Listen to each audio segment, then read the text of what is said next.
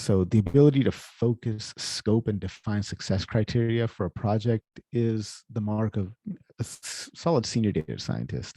So going through this process requires foresight and will help you determine whether you're working on the right problem or not. So as Andrew Ng says, picking the right problem to work on is one of the most rare and valuable skills in AI today.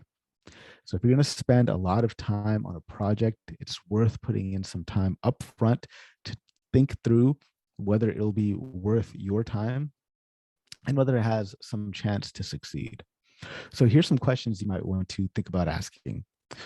What business objective is your model trying to achieve? What are the KPIs for your task?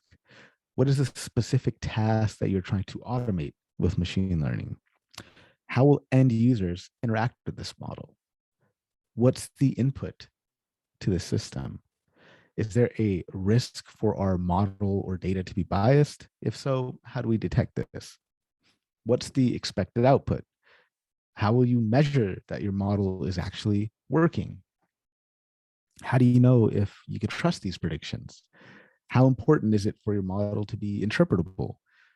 Where will this model be deployed? On premises, on cloud, on mobile edge devices?